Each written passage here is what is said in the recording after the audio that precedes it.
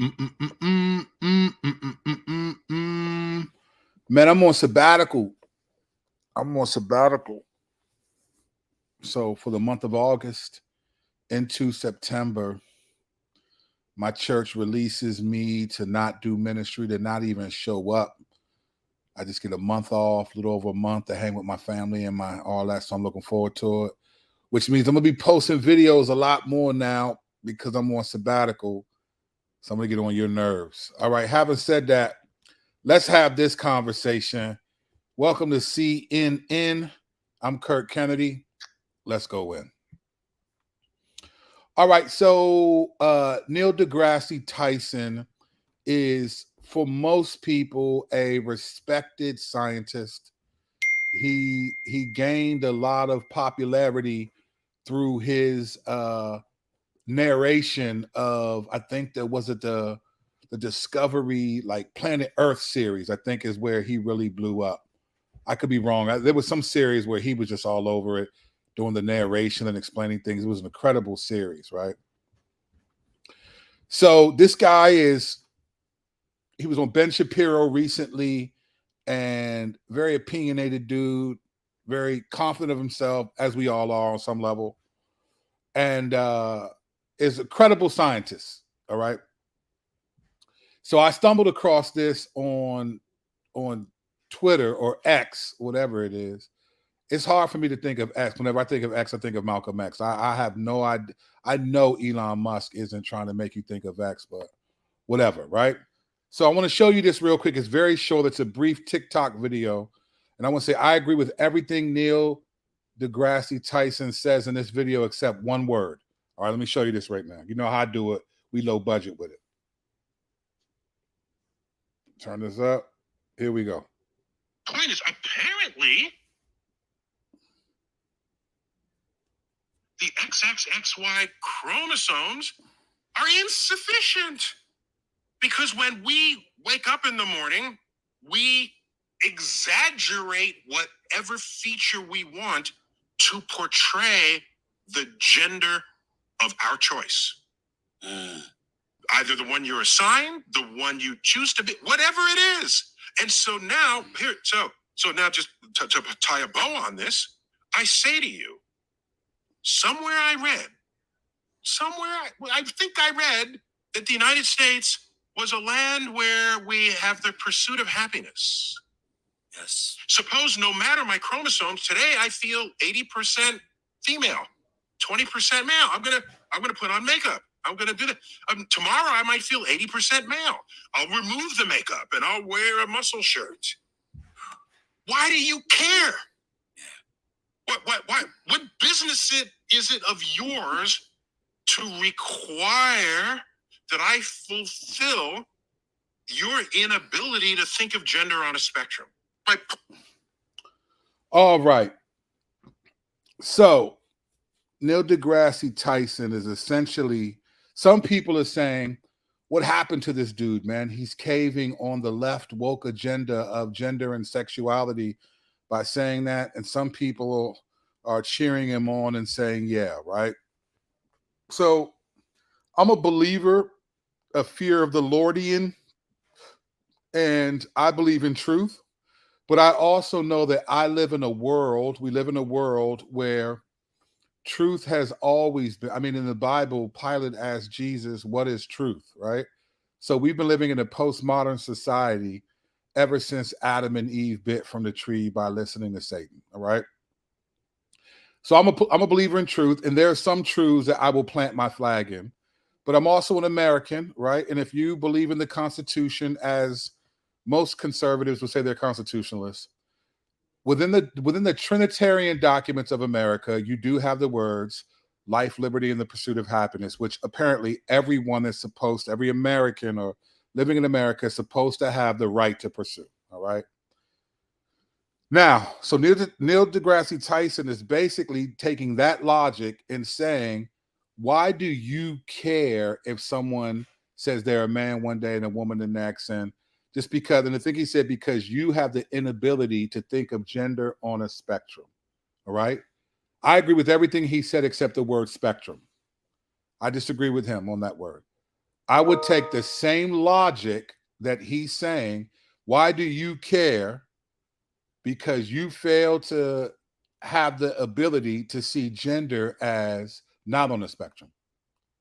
So, in other words, I could take the same argument for that he's making for pro gender fluidity and say, why do you care? Here's the problem is that the culture, those who are in that the sexual acronym community, they're making you care.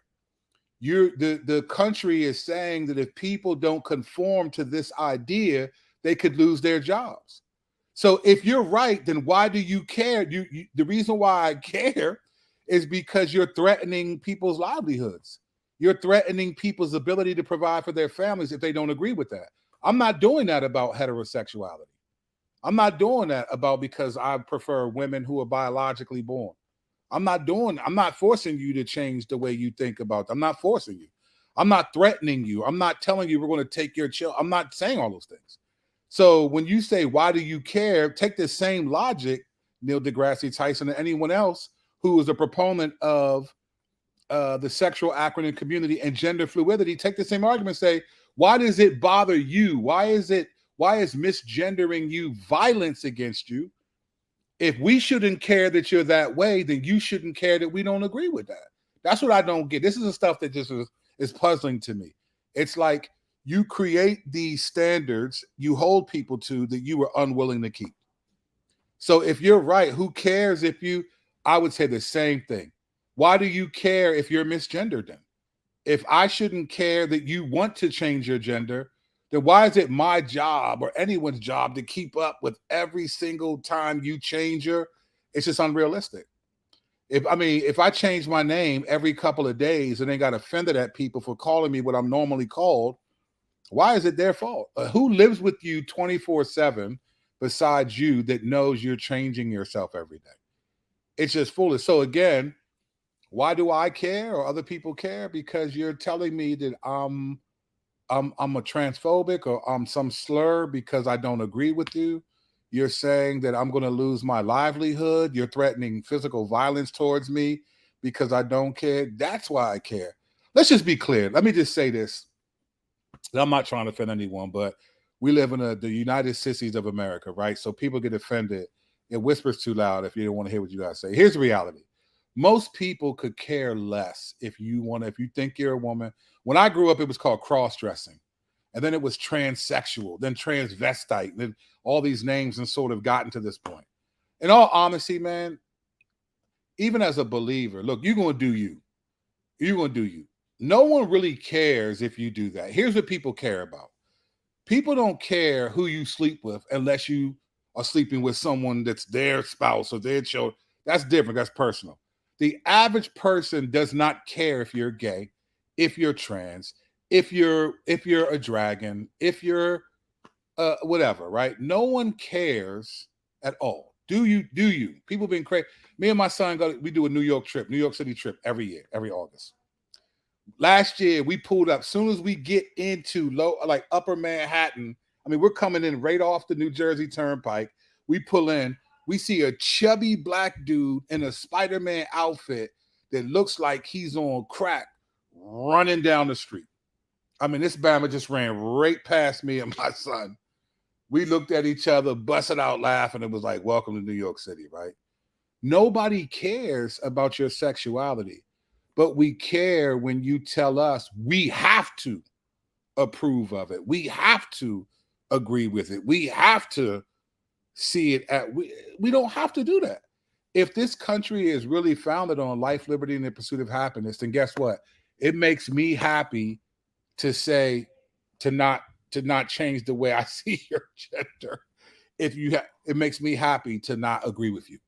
So if life, liberty, and it's in the founding documents, so you can't use it one way, not the other way. It makes me happy to agree with the Bible. It makes me happy to agree with the things that I agree with. So it's like, so this what I'm saying. All this stuff is just really, this is how you know it's of the enemy, right? Because it's just trying to cause confusion. God is the author of clarity, right? It's not the author of confusion. God is clear. The stuff that's confusing is not of the Lord. That's how you know what's the agenda that's really going on. It's not even the left agenda. It's the spiritual forces behind the left agenda, right? So anyway, what do I know? Oh, I do know this. I do know this though. This is what I do know. On Friday, this bad boy drops. Some of y'all should listen to the title and just not even listen to it. I don't even know if you have the. I don't think you should listen to it. But for those of you who are brave enough to do it, Friday this drops everywhere. If you're on Bandcamp and you follow me on Bandcamp, then that album was released today. So some of those people are enjoying it now. I appreciate you.